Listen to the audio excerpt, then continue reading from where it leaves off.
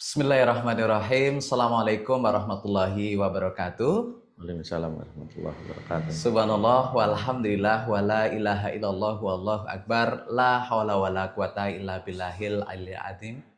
Yang terhormat Bapak Dr. Andes Sunarno, narasumber dan Ketua Yayasan Al-Abidin yang kami hormati, seluruh peserta webinar seri keempat Sekolah Yayasan yang diadakan oleh Yayasan Al-Abidin. Pertama, mari kita memanjatkan puji dan syukur kehadirat Allah Subhanahu wa taala yang telah melimpahkan rahmat, taufik, hidayah dan inayahnya kepada kita semuanya, sehingga di kesempatan pagi hari ini edisi 22 Juli 2024 kita masih diberikan rahmat, taufik, hidayah dan inayahnya oleh Allah Subhanahu wa taala. Yang kedua, salawat dan salam semoga tetap terlimpahkan kepada Nabi kita, Nabi Agung Muhammad Sallallahu Alaihi Wasallam, yang senantiasa kita nantikan syafaat dan pertolongannya di yaumil kiamah nanti. Bapak dan Ibu serta peserta free webinar Sekolah Yayasan yang diadakan oleh Yayasan Al-Abidin, berbahagia sekali ya, ini seri yang keempat dengan beragam topik sudah kita hadirkan, dan insya Allah akan terus kami hadirkan Sekolah Yayasan sebagai salah satu bentuk perwujudan dari visi Al-Abidin, yaitu menginspirasi dunia, mengukir masa depan. Nah, seperti yang sudah kami sampaikan melalui flyer bahwa untuk pagi hari ini, siang hari ini, tema yang akan kita bahas adalah seputar siswa baru ya, karena hari ini khususnya kalau di kota Surakarta dan mungkin juga di kota-kota besar di Indonesia adalah hari pertama siswa baru masuk sekolah. Tema yang kita bahas pagi hari ini adalah bongkar total cara mendapatkan ribuan siswa baru, dan alhamdulillah Yayasan Al-Abidin untuk tahun ajaran 2024-2025 juga mendapatkan siswa yang alhamdulillah peningkatannya luar biasa. Nanti kita bongkar total apa strateginya, dan barangkali ini juga bisa menjadi inspirasi untuk Bapak dan Ibu pengelola yayasan dimanapun Anda berada. Bapak dan Ibu nanti bisa berinteraksi dengan kami ya melalui video, langsung melalui interaktif di Zoom, atau bisa juga melalui kolom chat Zoom, atau bisa juga ya sudah kami share di grup WhatsApp pertanyaan-pertanyaan dari Bapak dan Ibu semuanya, nanti bisa disampaikan di situ ya. Beberapa pertanyaan sudah masuk. Nah, kita akan sapa terlebih dahulu narasumber kita pada pagi hari ini. Assalamualaikum warahmatullahi wabarakatuh, Pak. Assalamualaikum warahmatullahi wabarakatuh, Mas Adi. Sehat, Pak. Siap, alhamdulillah sehat. Alhamdulillah ya, mengawali hari dengan luar biasa dengan berbagi inspirasi ini, Pak, untuk semua rekan-rekan kita pengelola yayasan yang ada di seluruh Indonesia.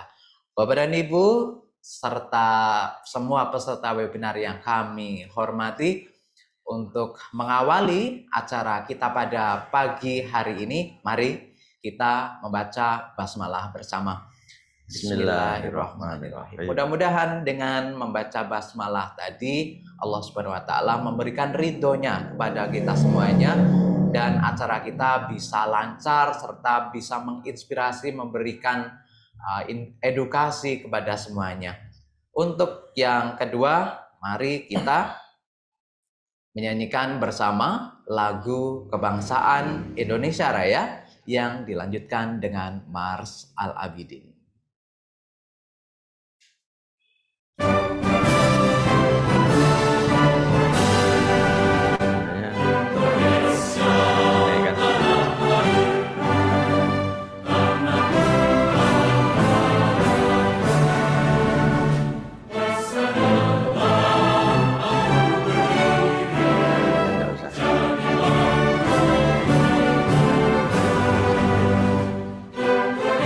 Show.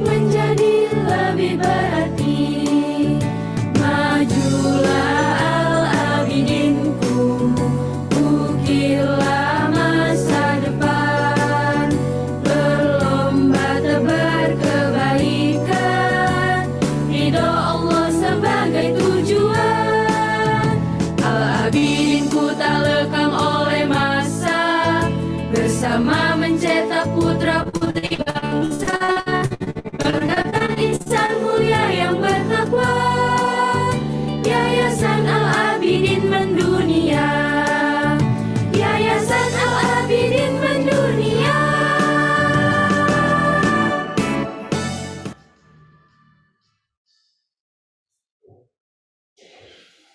Ya, demikian tadi sudah kita ikuti bersama menyanyikan lagu Kebangsaan Indonesia Raya dan juga Mars Al-Abidin ya. Bapak dan Ibu yang baru aja bergabung dalam webinar pada pagi hari ini, selamat bergabung.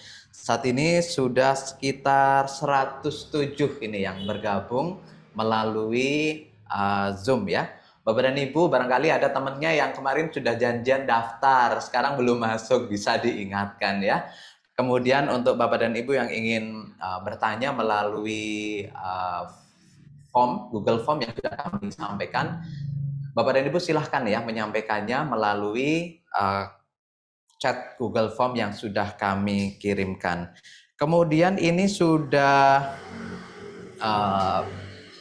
menyampaikan juga melalui kolom chat. Saya sapa dulu ini Pak Narno nggih. Yang pertama ini ada Bu Yesik Ari Yunata, ini dari Yayasan Pendidikan Farmasi Nasional, ini dari Kota Surakarta. Oke, selamat pagi Bu. Kemudian ini yang dari Mojokerto, ada juga nih Pak Yayasan Permata Mojokerto, Ustadz Zianuddin Bahtiar. Kemudian dari Yayasan Al-Hakim Tangerang ini Pak Agus. Kemudian dari Sukabumi ini juga ini dari Yayasan Ar-Rahma, Bu Erli Megawati. Silakan Bapak dan Ibu bisa lanjut untuk menuliskan sambil berkenalan ya, sambil berkenalan ini dengan sesama peserta, barangkali nanti bisa berkolaborasi ya. Dan Yayasan Al-Abidin Surakarta juga sangat terbuka ya, jika Bapak dan Ibu ingin silaturahmi ke yayasan kami, saling sharing atau berbagi pengalaman, silakan saja Bapak dan Ibu bisa mengirimkan surat permohonannya secara tertulis, nanti bisa dikirimkan ke nomor admin yang sudah ada di grup ya, bisa ke nomor saya juga atau Mr. Imam Samudra juga bisa. Baik. Nah, tema yang kita bahas pada pagi hari ini yaitu bongkar total cara mendapatkan ribuan siswa baru. Nah, ini memang kalau di Al-Abidin siswa ini selalu ditanamkan kepada para pegawainya, siswa adalah darahnya ya Pak ya. Kalau sehat itu berarti darahnya itu normal, tapi kalau sudah sampai kekurangan darah, lemas, karena itu biasanya anime ya gitu ya Pak. Oke. Baik, langsung saja kita akan mengikuti materi yang akan disampaikan oleh Bapak Dr. Andes Sunarno, Magister Pendidikan. Silakan Bapak. Oke, siap. Bismillahirrahmanirrahim. Assalamualaikum warahmatullahi wabarakatuh. Waalaikumsalam warahmatullahi wabarakatuh. Alhamdulillahirabbil alamin. Pada pagi hari ini kita ketemu kembali pada edisi yang keempat Sekolah Yayasan. Dan pagi hari ini kita akan berbagi ya, saling memberi, saling menerima motivasi, strategi marketing. Banyak ya, jadi banyak yayasan-yayasan yang ya pengen survive, pengen mantap begitu, tapi dalam kenyataannya yayasan-yayasan itu kesulitan dalam giat pencarian siswa. Sudah diupayakan begini, tapi enggak masuk juga, begitu banyak masuk juga, dan lain sebagainya. Sementara nuansa kompetisi itu sangat bisa dirasakan ya, baik kompetisi antar sekolah swasta maupun sekolah swasta terhadap sekolah negeri. Nah ini memang kalau kemudian kita bandingkan gitu ya, kita sekolah swasta ya, kita berupaya dari usaha kita yang menggantungkan pada dana yang dari orang tua. Sementara di satu sisi lain gitu, sekolah negeri itu ya kemudian menyelenggarakan pendidikan gratis tanpa membayar sama sekali dan lain sebagainya. Dan mungkin sekolah-sekolah negeri juga bisa memberikan pelayanan yang baik juga. Itu kan kadang-kadang teman-teman sekolah swasta memandangnya ini nggak fair ini persaingannya. Tapi nggak harus gitu ya, nggak harus begitu. Jadi ketika kita itu ya istilah komitmen, bersemangat gitu, ketika kita memiliki mindset yang bertumbuh, berkembang, maka kita tidak akan menyalahkan pihak lain, tidak menyalahkan, tidak mencari kambing hitam dan lain sebagainya. Jadi hanya butuh kesungguhan saja, butuh inovasi, bagaimana kita meyakinkan kepada masyarakat tentang pendidikan atau sekolah yang akan kita selenggarakan itu, sehingga nanti masyarakat paham dan ini ya meyakini bahwa kita itu sungguh-sungguh dalam melaksanakan pendidikan, mengelola amanah dari masyarakat, yaitu anak didik kita atau buah kita. Next.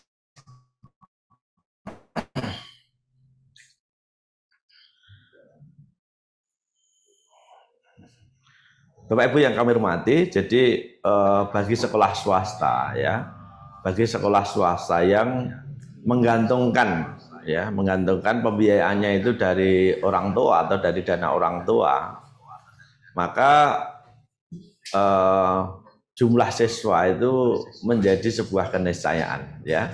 Jadi sekolah swasta yang menggantungkan pendanaannya itu dari orang tua, maka kalau sekolah itu siswanya banyak, ya sekolahnya itu sehat ya. Jadi ibaratnya jumlah siswa itu tadi disampaikan, jumlah siswa itu ibarat darah di tubuh manusia.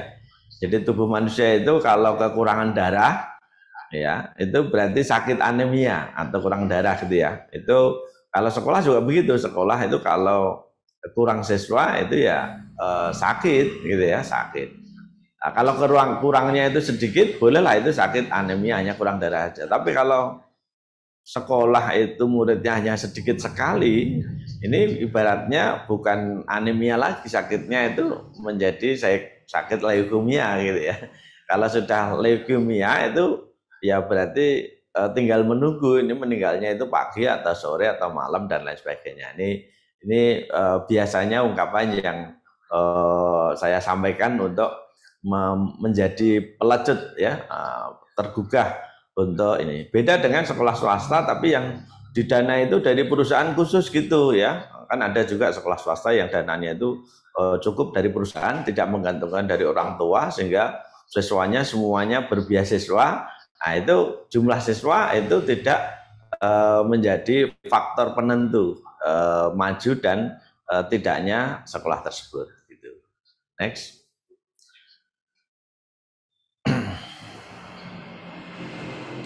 Bapak Ibu sekalian, yang perlu kita yang perlu kita selalu ingat, selalu jadikan penyemangat itu adalah ini, the power of mindset. Jadi mindset itu adalah satu-satunya faktor kita itu sukses atau kita itu gagal, itu penentunya hanya mindset ya. Ketika itu kita bermindset positif ya atau growth mindset ya, maka kita nanti akan sukses. Tapi kalau kita itu bermindset negatif atau fixed mindset, mindset yang mati atau mindset yang miskin, ya mindset gagal gitu ya, maka kita akan gagal dalam hidup kita, menjadi apapun kita, mengelola apapun kita, itu nanti akan gagal. Jadi itulah ya. Jadi apa yang terjadi hari ini itu sesungguhnya kalau kita sadari atau tidak kita sadari, itu buah pikiran daripada masa lalu kita. Dan apa yang kita pikirkan hari ini itu akan menjadi kenyataan pada masa yang akan datang. Saya biasanya menuliskan ini dalam DP saya itu gitu. Jadi apa yang kita alami sekarang ini sesungguhnya itu adalah buah pikiran kita masa lalu. Dan apa yang kita pikirkan sekarang ini itu akan menjadi kenyataan untuk yang masa yang akan datang. Nah kalau seperti itu, kalau kita masa yang akan datang itu akan pengen sukses, nah kita berpikir sukses hari ini. Kalau kita pengen jumlah murid kita itu banyak, ya kita sekarang berpikir bagaimana kita memiliki jumlah murid yang banyak. Biasanya gitu. Next, ilustrasinya ini ya. Jadi dari pikiran ya. Kemudian pikiran itu kita yakini, yang menjadi keyakinan ya. Kemudian setelah kita yakini, kita ikhtiarkan atau kita upayakan dengan kesungguhan, dan itu akan nanti menjadi kenyataan. Jadi alurnya seperti itu. Tidak hanya pikiran saja. Kalau pikiran saja itu tidak ada upaya, itu ibaratnya itu ya ilusi ya, hanya mimpi belaka. Tapi pikiran itu harus diyakini bahwa kalau kita nanti akan sukses, ya kita yakin nanti sukses. Nah, kemudian untuk sukses itu berarti kan ada cara-caranya. Lah, cara-caranya kita upayakan sehingga nanti sukses itu menjadi kenyataan. Next. Ini ya. Ini ilustrasi ya. Jadi ketika kita menghendaki banyak kupu-kupu ya di halaman kita, itu caranya jangan kita mencari kupu-kupu, itu susah ya.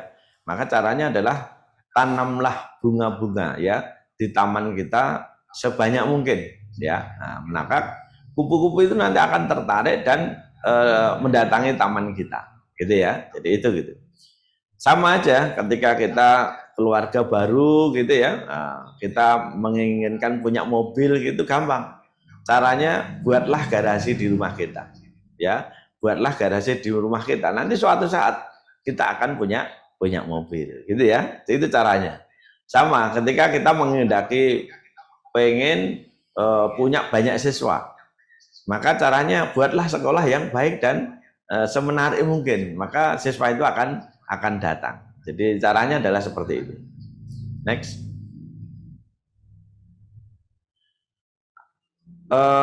Ibu Pak yang kami hormati, jadi ada ini ya. Jadi kita kalau mencari siswa itu susah, misalnya Bapak Ibu merasakan mencari siswa itu susah, sudah direwangi gini, gitu, tetapi ternyata ya nggak kunjung datang siswanya juga. Maka kalau mencari siswa itu susah, maka siapkan waktu dalam pencarian siswa itu sepanjang mungkin masa pendaftarannya. Ya contoh yang kami lakukan di Yayasan Al Abidin itu yang namanya ya pencarian siswa itu ya sepanjang mungkin selama setahun, bahkan lebih dari setahun, ya bahkan lebih dari 2 tahun, bahkan lebih dari tiga tahun. Jadi di Al Abidin itu mencari siswa untuk tahun depan itu minimal itu adalah setahun yang dari sekarang itu. Jadi Juli tahun 2025 nanti yang akan masuk itu pencarian siswanya dimulai sekarang.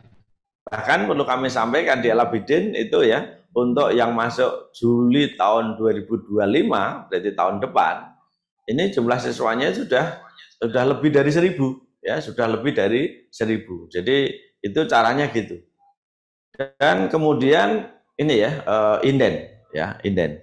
Jika ingin ya dianggap ya, jadi dianggap bahwa produk itu adalah premium ya, produk itu adalah luar biasa gitu, maka buatlah sebuah mekanisme ya supaya masyarakat melihat bahwa produk kita itu memang limited edition ya, premium. Nah, maka orang untuk bisa mendapatkannya itu harus inden misalnya. Contoh real ya, katakanlah misalnya ibadah haji. Ya, ibadah haji itu orang rela untuk inden ya. Jadi untuk menunggu pemberangkatannya itu lebih dari 30 tahun. Nah, itu kan luar biasa itu ya, luar biasa. Atau mungkin membeli produk gitu aja. Kita kalau membeli mobil yang bagus-bagus itu kita nggak mungkin kita membeli mobil itu kemudian kita langsung datang ke showroom terus pulang bawa mobil, tidak mungkin. Pasti diminta inden ya, pasti diminta inden. Itu salah satu strategi bagaimana masyarakat itu meyakini bahwa produk yang kita jual itu adalah produk premium. Nah, di Al Abidin juga begitu. Jadi kami membuat kesan supaya untuk masuk Al Abidin itu nggak gampang ya. Orang harus menginden 2 tahun, setahun paling tidak ya, yang lalu baru bisa mendapat produk. Nah, caranya gimana? Caranya gampang aja. Jadi caranya kalau misalnya orang tua itu mendaftar anaknya, kalau nggak inden itu kata misalnya bayarnya 10 juta gitu misalnya ya, kita minta kalau inden jenengan bayarnya itu hanya 7 juta ya, hanya 8 juta gitu, sehingga orang cenderung inden, cenderung mau masuk SD itu dia anaknya masih kurang setahun sudah didaftarkan. Bahkan di Alabidin itu biasa ya. Jadi ketika orang tua itu daftar anaknya itu TK, itu sekaligus sodori aja. Kan ini nanti 3 tahun dia lulus TK. Berarti ini diindenkan untuk SD sekalian. Jadi SD kurang 3 tahun itu sudah mendaftar. Ketika daftar SD bisa diindenkan untuk daftar SMP sekalian dan lain sebagainya. Jadi dibuat sistemnya itu dibuat seperti itu sehingga orang melihat bahwa wah ini Alabidin sekolah luar biasa ya. Untuk bisa masuk itu kita harus inden dan lain sebagainya. Itu membuat image bahwa produk kita adalah produk yang premium. Next.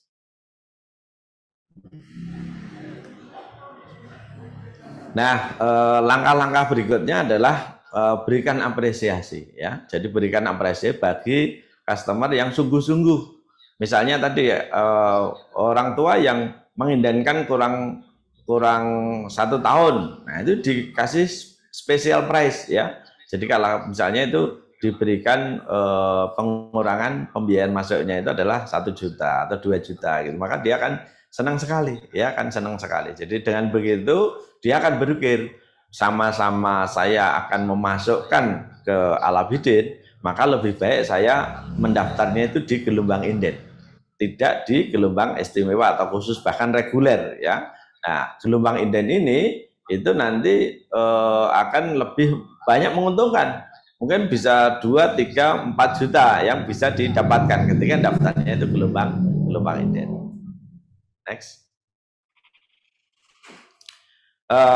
Kemudian langkah berikutnya adalah dibentuklah super tim ya, tim pencarian siswa. Jadi biasanya dalam setiap sekolah itu kita tentukan ada tim pencarian siswa, tim sosialisasi sekolah ya, tergantung dari besar kecilnya sekolah tersebut. Kalau sekolah besar ya timnya mungkin bisa sampai 10 sampai 12 orang, di mana tim ini tugasnya memang mensosialisasikan sekolah ya kepada siswa maupun kepada orang tua, yang tujuannya adalah memang mencari siswa ya.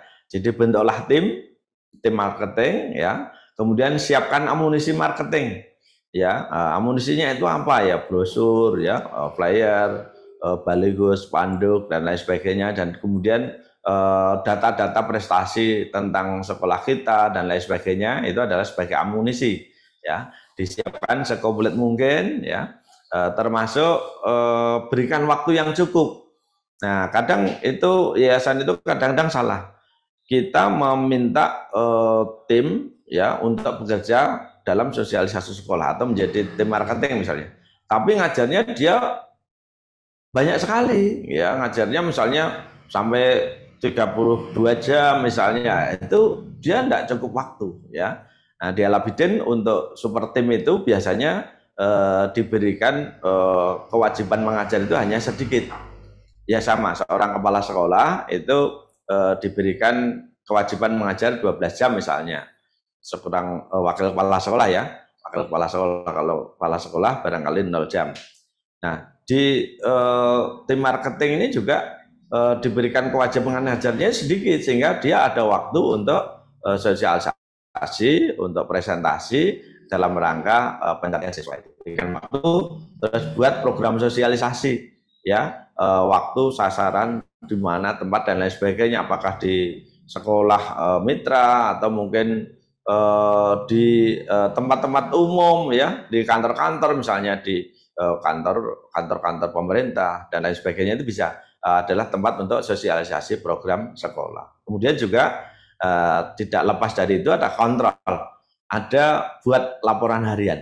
Nah, jadi kontrol dan beri apresiasi, masukan langkah-langkah terbaik untuk kedepannya. Jadi di Alabidin itu tim marketingnya, ya, tim marketing sekolah itu setiap sore itu melaporkan ya apa yang dilakukan hari ini. Apa yang dilakukan hari ini, misalnya sosialisasi ke sekolah mana, terus bersama siapa, terus ketemu siapa, audiennya ada berapa orang, terus kesannya bagaimana, kemudian apakah ada yang mendaftar langsung dan lain sebagainya, dilaporkan setiap sore. Jadi saya setiap sore ya itu ngontrol bagaimana kerja super tim itu yang terdiri dari 29 sekolah, itu semuanya saya kontrol dalam sebuah laporan. Ya, jadi itu nggak kalah menariknya itu mengontrol. Nah, kemudian juga memberi apresiasi dan juga memberi teguran ketika tim itu kerjanya tidak optimal atau tidak maksimal misalnya. Saya mengambil ini ya kiat atau strategi yang pernah diajarkan dari marketing bank. Saya melihat bahwa marketing bank itu adalah tim marketing yang gigih sekali dalam pencarian nasabah gitu ya. Ada resepnya ya 931 atau 27 931 ya. 27 seorang tim marketing itu setiap hari itu minimal itu menjapri 27 personil ya atau 27 kontak. Satu hari menjapri 27 kontak ya. Dari 27 kontak itu ya, nanti harus ada 9 yang di call ya. Harus ada 9 yang di call, yang ditelepon ya. Dari 9 yang ditelepon itu ya, itu harapannya ada 3 yang di visit ya, yang di silaturahmi ini ya. Nah, jadi visit ketemu lebih mantap gitu ya. Nah, dari 3 yang di visit itu minimal satu yang di closing menjadi siswa Al-Abidin. Nah, kalau misalnya kita terapkan kayak gitu dalam waktu setahun, itu berarti kurang lebih ada 300 siswa ya. Angka 300 siswa yang kita bisa rekrut kalau tim marketing itu berjalan efektif ya. Nah, jadi gambarannya seperti itu. Next. Nah, ini Bapak sekalian yang kami hormati, ini sebagai motivasi. Jadi ketika membentuk tim dan lain sebagainya, itu kita sebagai manajer, kita sebagai pengurus yayasan, kita sebagai kepala sekolah, kita bisa melihat bahwa pendaki gunung itu ada 3 tipe ya, ada 3 tipe. Sama aja nanti tim kita untuk sosialisasi sekolah itu juga ada 3 tipe. Tipe yang pertama adalah quitter ya, quitter itu adalah mudah menyerah. Jadi begitu terjun ya mau sosialisasi sekolah itu baru japri gitu aja enggak dijawab, gitu aja udah menyerah gitu ya. Bahkan misalnya di blok nomor kita gitu aja udah menyerah gitu ya. Harusnya enggak menyerah. Kalau nomornya di blok ya diparani saja ya, di visit saja ya, di visit saja kemudian. Jadi jangan mudah menyerah. Jadi tipe yang pertama adalah seperti itu. Tipe yang kedua adalah campers. Campers itu adalah cepat puas. Nah, tim kita itu nggak boleh juga cepat puas gitu ya. Baru dapat murid ya katakanlah misalnya 2 kelas gitu aja udah, oh ini kita udah alhamdulillah loh, ini 2 kelas loh. Ini tahun lalu kita hanya 1 kelas, kita udah pula 2 kelas itu udah alhamdulillah, jadi cepat puas ya. Padahal peluangnya barangkali bisa 3 atau 4 kelas gitu ya. Jadi nggak boleh menjadi tipe pendaki yang campers itu enggak boleh. Nah, tipe yang boleh ada dalam tim kita itu adalah climbers ya. Ada tipe pendaki beneran. Nah, dia pantang menyerah ya. Dia pantang menyerah. Jadi ketika dia nggak berhasil ya, katakan misalnya hanya di-read, misalnya japri hanya di-read gitu, tidak ada respon, ya ditelepon ya. Nah, ketika ditelepon tidak diangkat dan seterusnya di visit ya. Jadi pokoknya tidak menyerah. Ketika nomornya di blok ya nggak apa-apa. Yang lain yang tidak mengeblok juga lebih banyak, mencari alternatif lain. Pokoknya gigih lah ya, pantang menyerah kecuali memang targetnya sudah terlampaui ya itu. Jadi kecuali target telah terlampaui. Barangkali itu mungkin. Next. Itu gambaran-gambaran awal sebagai pemicu diskusi kita. Nanti monggo Bapak Ibu yang kami hormati, kita bisa sharing, bisa bertanya, bisa bertukar pikiran, bisa curhat juga nggak apa-apa, bisa dan lain sebagainya. Dalam kesempatan yang baik ini kami persilakan. Terima kasih. Assalamualaikum warahmatullahi wabarakatuh. Waalaikumsalam warahmatullahi wabarakatuh. Terima kasih Pak Narno atas materinya. Ini sebagai pemantik diskusi kita ya pagi siang hari ini sudah full daging ini Pak. Ibaratnya kalau anak-anak sekarang bilang itu materinya sudah benar-benar yang inti dan bisa dipraktekkan langsung. Akan tetapi barangkali ada yang mau dikonfirmasi, mau ditanyakan, mau dicurhatkan juga boleh ini ya. Terbuka sekali, bukan hanya pertanyaan. Mau berbagi pengalaman pun disilakan. Silakan untuk Bapak dan Ibu raise hand lebih detail ya, lebih detail, kemudian bisa leluasa Bapak dan Ibu bisa bercerita melalui video. Akan tapi kalau Bapak dan Ibu misalnya mau menanyakan melalui kolom chat atau melalui link Bitly ya, bisa link Bitly juga bisa lebih detail ya. Pertanyaan di situ kami silahkan. Apakah sudah ada yang raise hand, Mister? Ada? Iya. Sudah ada yang raise hand ya. Kita akan sapa ini yang sudah raise hand terlebih dahulu. Ini ada ini namanya ya Mister ya, Ibnu Asakir ya benar ya.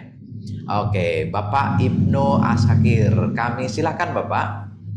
Bisa disebutkan nama, kemudian nama yayasan, asal kota dan juga pertanyaan atau sharingnya. Silakan Pak. Baik, terima kasih Pak Moderator dan Pak Sunarno yang saya hormati. Assalamualaikum warahmatullahi wabarakatuh.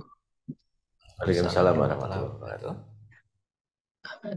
Terima kasih Bapak-Bapak atas pemaparannya, luar biasa sekali. Izin bertanya Pak, terkait dengan tadi yang sudah disampaikan tentang super team ya tadi, super team. Pertanyaan kami adalah untuk membentuk super team tadi sudah dijelaskan terkait dengan sikapnya ya, tidak mudah menyerah ya.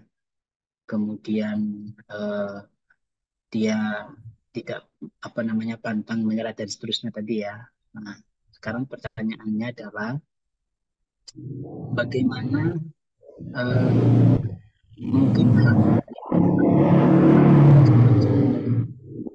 apresiasi kita ya,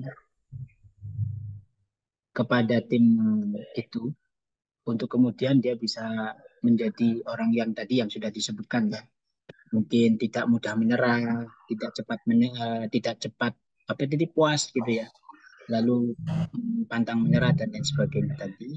Itu apa yang yayasan yang bisa diberikan kepada tim tersebut gitu ya. Kemudian yang kedua tadi metodenya adalah 27931 gitu ya Pak ya. Nah, itu dari mana data itu kita peroleh agar itu menjadi data untuk kemudian kita tidak lanjuti gitu ya. Nah, saya kira itu dua pertanyaan itu Pak Sunarto.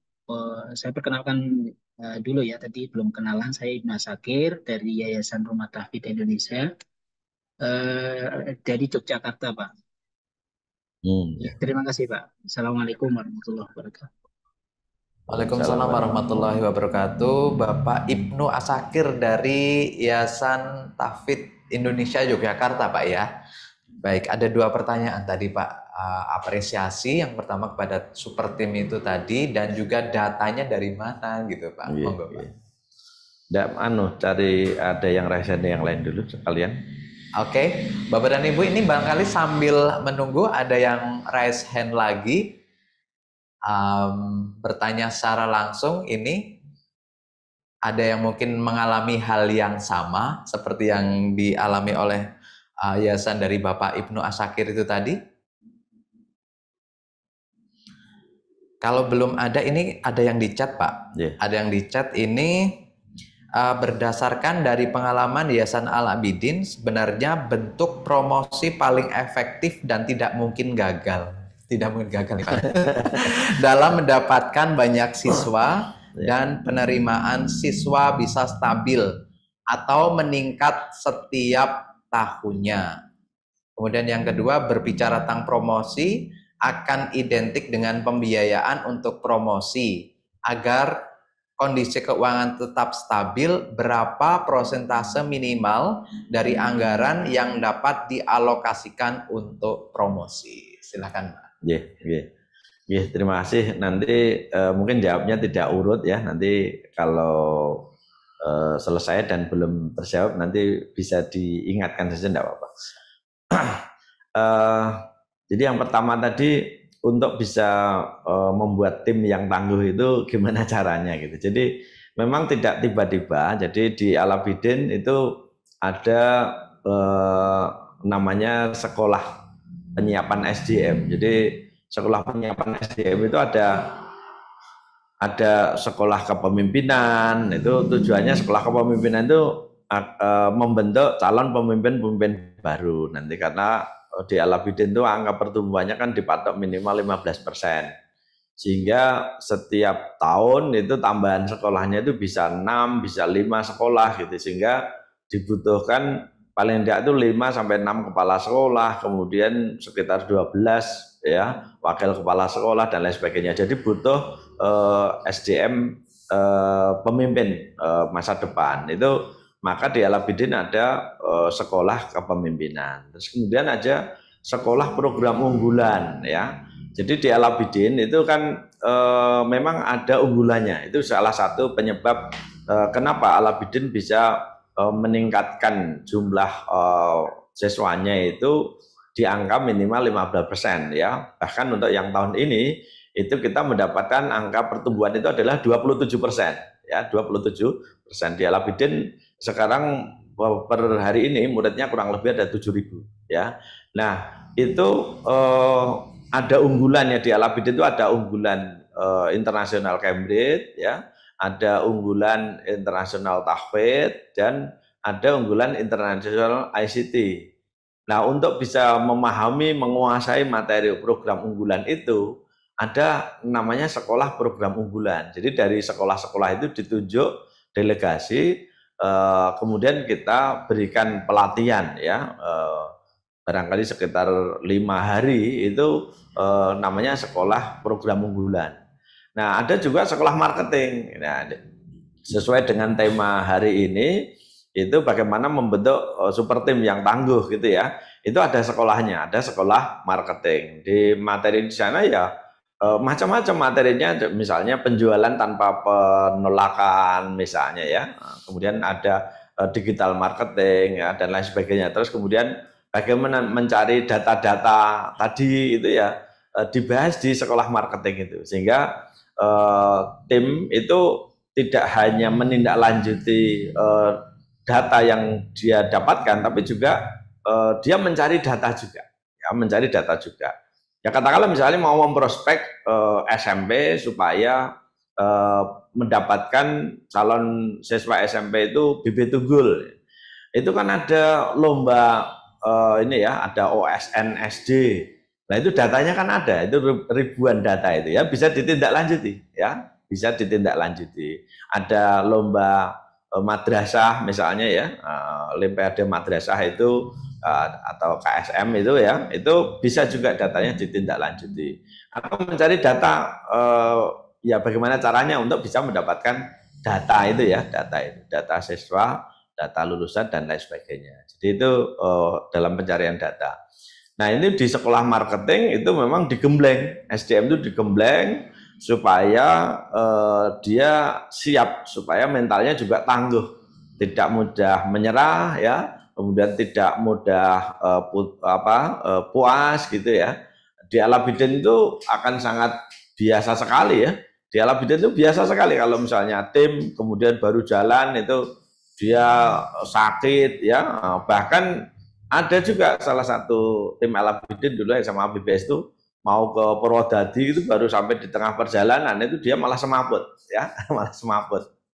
Ya mau sosialisasi gitu ya. Ketika saya dikabari gitu, saya nggak sedih ya. Saya bangga punya SDM yang bersusah payah seperti ini. Itu berarti kan bersungguh-sungguh dalam setiap urusannya. Jadi ya bersungguh-sungguh seperti itu. Jadi itu, dan kemudian apresiasi yang diberikan ketika tim itu sukses, dan apa sanksi yang diberikan ketika tim itu gagal ya. Ya biasa itu dalam manajemen itu kan, tetapkan target tinggi ya, kemudian berikan apresiasi kalau berhasil, dan kemudian berikan sanksi ketika tidak berhasil. Ya di Alabidin itu biasa, PPS istilahnya ya, PPDB itu kita beri nama PPS, pendataan pembinaan sekolah, karena kalau diberi nama PPDB itu Dinas Pendidikan menegur gitu, ini belum saatnya PPDB kok sudah PPDB. Ya udah, namanya adalah PPS, pendataan pembinaan sekolah. Nah, PPS ini bagi sekolah di Alabidin itu kami sampaikan. Jadi keberhasilan PPS itu menjadi kunci atau tolok ukur bagi keberhasilan program yang lainnya. Jadi kalau kita orang Islam itu ibaratnya gitu, PPS itu ibaratnya seperti sholat gitu ya. Nah, jadi kalau sholat kita bagus, maka ibadah kita yang lainnya juga bagus. Nah, itu sekolah itu kalau PPS-nya itu sukses, mencari muridnya itu bisa dapat banyak, itu kita udah usah tanam manajemen yang lain ya. Pasti manajemen yang lain juga bagus. Jadi seperti itu. Oleh sebab itu nanti tim PPS itu setelah diberikan pelatihan, dan setelah di pelatihan kemudian diterjunkan. Nah, kemudian kalau berhasil diapresiasi. Ada apresiasi individu, ada apresiasi lembaga. Jadi kalau individu di Alabidin itu ini ya, ada juga supaya dari, kan banyak itu lembaga yang SD-nya besar tapi SMP-nya cari siswa sulit misalnya itu. Jadi SD-nya itu ada 4 kelas, tapi SMP itu cari 1 kelas saja susah setengah mati. Nah itu berarti harus ada cara-cara. Ya, harus ada trigger, harus ada rekayasa bagaimana supaya anak-anak SD itu nanti melanjutkannya itu ke SMP, di mana yayasannya adalah yayasan yang sama. Di sini juga begitu. Jadi panitia PPS untuk SMP itu salah satunya melibatkan guru kelas 6 atau wali kelas 6 SD. Nah, wali kelas 6 SD itu nanti tugasnya adalah memberikan pengarahan, memotivasi supaya tidak mengambil sekolah lain, tapi melanjutkan SMP-nya tetap di Alabidin. Seperti itu rekayasa juga yang kita buat. Nanti kalau berhasil itu dapat apresiasi. Ya apresiasinya itu ya macam-macam ya. Satu anak bisa 100.000, satu anak bisa 150.000, satu anak bisa 200.000, tergantung ya. Nah, kalau misalnya dalam satu kelas terdiri dari 30 anak, itu katakanlah misalnya yang 20 anak itu bisa melanjutkan di lembaga yang sama ya, apresiasi kepada wali kelasnya ya 100 kali 20 ya kasih uang 2 juta gitu aja kan, gampang itu ya, gampang. Jadi seperti itu. Kemudian rumusan-rumusan itu dari mana? Tadi saya sumbernya salah satu sumber inspirasinya dari marketing bank. Jadi saya kan biasa berkomunikasi dengan marketing bank. Bank itu kenapa ya karyawannya kok gigih sekali dalam pencarian nasabah gitu ya. Nah, ternyata ada kiatnya tadi 27 ya, 27931. Jadi setiap hari itu seorang marketing bank itu harus mengontak ya, harus menjabri, harus mem-WA 27 kontak yang dia cari kontaknya sebelumnya gitu ya. Dan kemudian dari 27 itu setidaknya ditelepon 9 ya. Nah, jadi dari 27 itu yang responnya bagus kemudian dilanjutkan dengan telepon. Dari 9 yang ditelepon itu harapannya ada itu tadi 3 yang bisa disilaturahmi ya. Silaturahminya kita bisa datang, bisa kita undang untuk ke sekolah juga bisa, atau yang penting ketemu dan lain sebagainya. Nah, dari itu targetnya adalah 1 itu bisa closing, masuk menjadi daftar dan kemudian daftar ulang. Kemudian apalagi yang belum, Mas? Yang kedua tadi sudah, Pak. Yang dari Pak Ibnu Katsir tadi sudah, atau ada feedback dulu? Yang kedua tadi yang dari Pak Ibnu Katsir nggih? Bukan, yang kedua tadi ya. Pertanyaan dari chat nggih. Ya, chat tadi ya. Yang bentuk promosi paling efektif dan tidak mungkin gagal, Pak. Ya. Baik, kalau tidak mungkin gagal itu yang tahu hanya Allah Subhanahu wa taala ya. Jadi kita itu hanya pada tataran upaya. Jadi segala sesuatu, Bapak Ibu sekalian, segala sesuatu itu selalu bisa dilihat dari 3 aspek. Yang pertama adalah niatnya harus ikhlas. Jadi apapun juga menyelenggarakan sekolah, mencari siswa, ya, beribadah itu niatnya harus mencari ridho Allah saja, ya. Dan Allah itu lebih ridho kalau sekolah kita itu banyak murid, gitu ya. Nah, jadi niatnya adalah mencari ridho Allah. Yang kedua itu adalah ikhtiar maksimal, ya. Nah, kita itu hanya ranahnya itu hanya pada niatnya itu cari ridho Allah, kemudian ikhtiarnya itu kita upayakan maksimal. Ya maksimal itu tadi caranya ada yang di telepon, ada yang di japri, ada yang di silaturahmi, ya macam-macam, ada yang diberi iming-iming beasiswa dan lain sebagainya, itu maksimal. Bahkan ya direct selling yang dilakukan teman-teman di Yayasan Al-Abidin itu, wah itu kalau dibandingkan dengan yayasan lain kayaknya kita memimpin kegigihannya, tangguhannya kita memimpin. Kita biasa itu kita turunkan tim ke Car Free Day, kita turunkan 10 tim ke Car Free Day. Setiap ada orang tua yang ngajak jalan-jalan anaknya, ditanya anaknya kelas berapa, besok bagaimana kalau misalnya sekolahnya di Al-Abidin dan lain sebagainya, di prospek, diajak duduk bersama ngobrol tentang sekolah, tentang pendidikan, dan ujung-ujungnya ya kalau bisa nanti melanjutkannya di Al-Abidin dan lain sebagainya. Jadi ya tidak hanya di Car Free Day ya, kadang-kadang di wedangan, ya di ngopi, di rumah makan, bahkan kadang di toko rumah makan yang bagus itu biasanya kan pendatangnya kan ini ya, ternyata ada yang dicatati namanya ya, nama visitor atau tamunya itu disuruh ngisi buku tamu. Lah itu buku tamunya itu sama tim kami difoto ada nama dan ada nomor HP-nya, itu bisa dihubungi juga dan berhasil juga ya, Jadi macam-macam lah yang dilakukan itu. Yang penting ujung-ujungnya kita dapat data dan kemudian kita bisa tindak lanjuti. SDSC itu kan biasanya juga ini ya, bisa kalau mau minta presentasi DTK itu kadang-kadang kesulitan misalnya, yaitu ya di lobi, di tembung, Ibu bolehkah saya ketemu dengan orang tua di suatu forum, nanti kalau bisa nanti kami siapkan dana, kalau ada siswa yang masuk nanti 150 setiap siswa untuk TK ini. Nah TK yang tidak punya kepentingan ya, kemudian hanya memberikan waktu ruang kepada kita tim Al-Abidin, tetapi nanti kalau masuk ke Al-Abidin dia mendapatkan 150.000, ya senang lah ya senang. Jadi kita berbagi.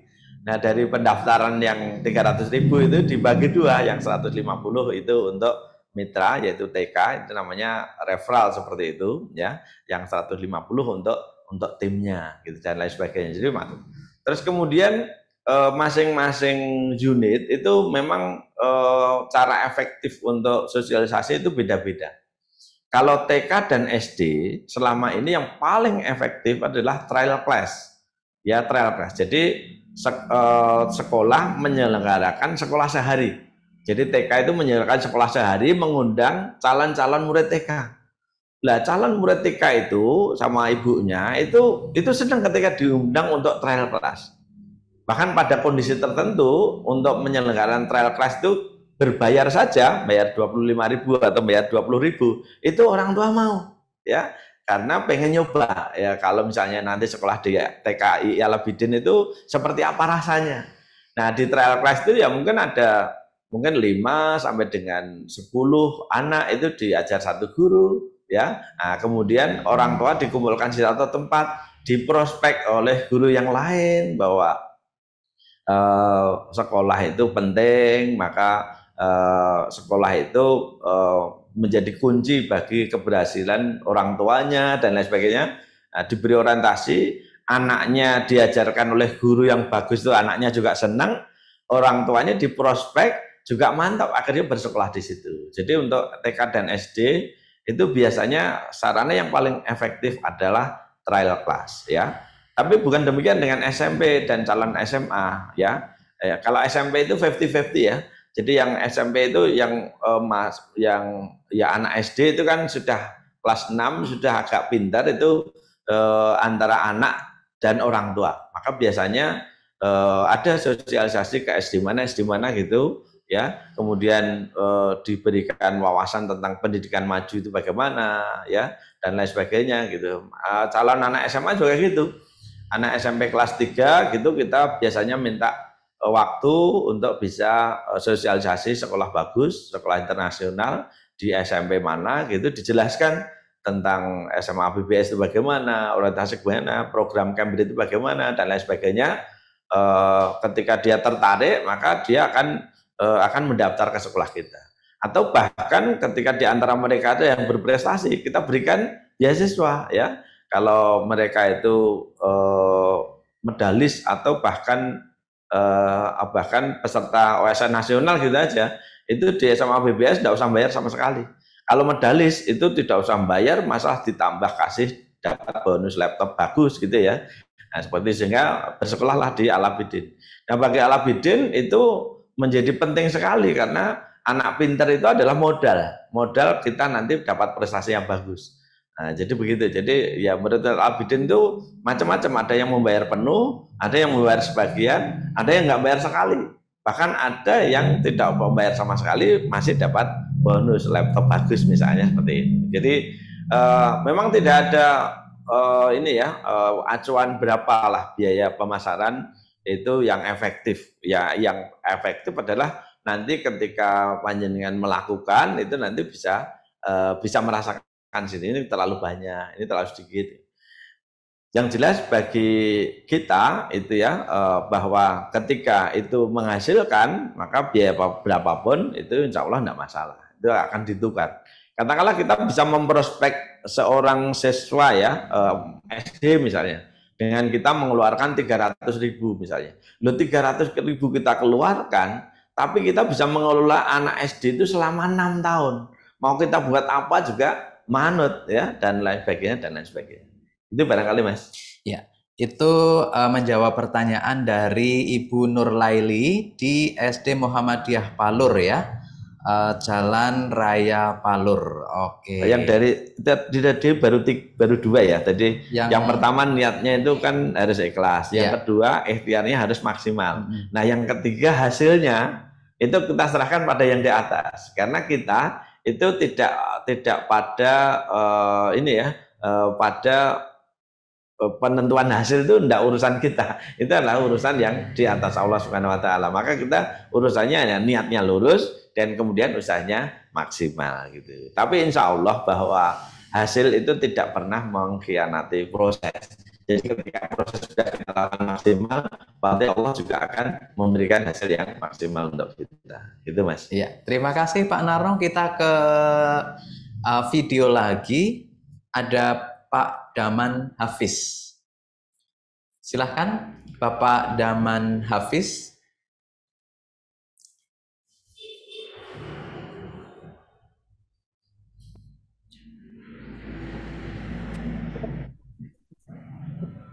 Silahkan Pak, bisa disebutkan nama, yayasan, kota, dan pertanyaannya.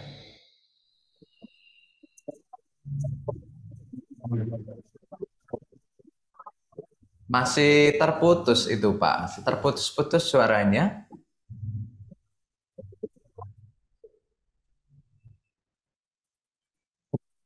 Bisa bergeser ke yang sinyalnya kuat Pak, barangkali Pak.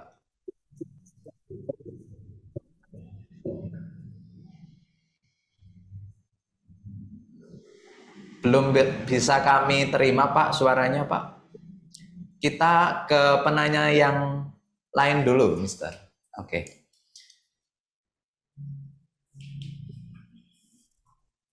Bapak Umar Diharja. Silahkan Pak Umar. Ya. Baik, terima kasih Pak Moderator atas kesempatan yang diberikan. Salam kenal dari saya, Umar Diharja dari Yayasan Pendidikan dan Takwa Lubuk Linggau, Kota Lubuk Linggau, Sumatera Selatan. Ada beberapa hal yang mungkin menjadi sebuah pertanyaan kami, Pak. Dan dari tadi kami menyimak apa yang telah Bapak sampaikan. Dari beberapa materi yang disampaikan ini menarik bagi kami. Terutama tadi ada hal-hal yang memang menjadi sebuah catatan yang saya lakukan di sini, Pak. Dan itu mudah-mudahan nanti akan menjadi sebuah contoh bagi kami untuk kami laksanakan. Cuman di sini ada sebuah pertanyaan yang masih terbesit di dalam hati saya gitu, Pak, terkait dengan bagaimana marketingnya terkait dengan media sosial, Pak. Apakah di Al-Abidin media sosial juga menjadi sebuah target di dalam perekrutan atau pendaftaran siswa gitu, Pak? Karena dinamika yang terjadi saat ini, media sosial ini sangat luar biasa efeknya gitu, Pak. Kadang-kadang kalau kami yang kami rasakan, justru saya pernah melakukan survei terhadap orang tua yang mendaftarkan anak ke sekolah. Dan hasilnya itu rata-rata mereka menjawab bukan dari spanduk, bukan dari pamflet, bukan dari brosur gitu, Pak. Malah dijawabnya dari Mutiara Cendekia sendiri, yaitu informasi yang didapatkan mereka dari media sosial justru, Pak. Dan itu jawaban yang 50% dari total yang kami laksanakan survei, Pak. Apakah di Al-Abidin juga terjadi seperti itu atau seperti apa tanggapan Bapak? Itu yang pertama. Yang kedua, apakah di dalam sebuah proses perekrutan ini, Pak, berpengaruh tidak terhadap program yang kita lakukan gitu, Pak? Saya pernah dulu berdiskusi dengan salah satu pendiri sekolah juga di Surabaya. Mereka mengatakan kepada saya seperti ini, Pak. Yang namanya pendaftaran itu adalah bagaimana kita melaksanakan semua rangkaian kegiatan yang terbaik di sekolah. Jadi kalau seandainya lembaga atau sekolah tersebut melaksanakan kegiatannya baik, kemudian dengan program-program yang unggulan dan dianggap bahwasanya program ini dapat memberikan daya tarik kepada wali murid, sehingga ada ketertarikan atau keinginan wali murid untuk menyekolahkan anandanya di sekolah tersebut, Pak. Jadi istilahnya kegiatan rangkaian sebuah kegiatan itu atau informasi terbaik terhadap kualitas sekolah kita juga mempengaruhi penerimaan siswa. Jadi kadang-kadang dia sempat mengatakan kepada saya seperti ini, Pak. Sehebat apapun kita mencari siswa, kalau seandainya lembaga atau sekolah tersebut notabene tidak dipandang baik secara di mata masyarakat, ya akan sulit untuk kita memberikan pemasaran atau marketing ataupun sosialisasi terhadap program-program atau kualitas lembaga kita. Sedangkan masyarakat sendiri notabene melihat bahwasanya sekolah tersebut memang melaksanakan kegiatan tidak cukup baik dibandingkan sekolah yang lainnya gitu, Pak. Terima kasih, itu aja. Makasih, Pak. Baik, terima kasih Pak Umar Diharja dari Sumatera Selatan ya Pak ya. Baik, langsung saja Pak Narno, dua pertanyaan dari Pak Umar tadi. Oke, baik, terima kasih Pak Umar Diharja ya. Jadi betul, jadi seperti tadi kami sampaikan bahwa di sekolah marketing itu materinya macam-macam ya. Jadi katakanlah misalnya materi pertama itu bagaimana kita melakukan penjualan tanpa penolakan atau hypno-selling ya gitu ya. Jadi itu adalah materi giat bagaimana kalau kita mendirect selling baik langsung tatap muka atau melalui media dan lain sebagainya, tetapi apa yang kita lakukan itu akan diterima dengan penuh misalnya. Itu ada kiat-kiatnya bagaimana orang terkesan dengan kita ya, orang terkesan dengan kita sehingga ketika kita melakukan penawaran maka akan diterima penawaran kita misalnya. Itu yang pertama. Tapi pada kesempatan yang lain ada juga materi digital marketing. Jadi, nah digital marketing di sini adalah bagaimana kiat mengelola media sosial sehingga media sosialnya itu menjadi salah satu sarana untuk sosialisasi sekolah. Dan ini dalam era teknologi sekarang ini menjadi sesuatu yang tidak bisa ditawar, itu harus gitu ya. Jadi harus gitu Pak. Jadi pengelolaan media sosial menjadi sangat penting dan harus ini harus tangguh gitu. Bahkan perlu dilakukan rekayasa gitu ya. Rekayasa di media sosial kita diharapkan rekayasa, misalnya bagaimana caranya supaya orang ketika mengetik misalnya sekolah terbaik di Surakarta itu nanti yang muncul hanya Alabidin misalnya, TK Alabidin, SMP Alabidin. Nah itu kan ada rekayasanya juga ya. Itu adalah rekayasa media sosial. Jadi perlu.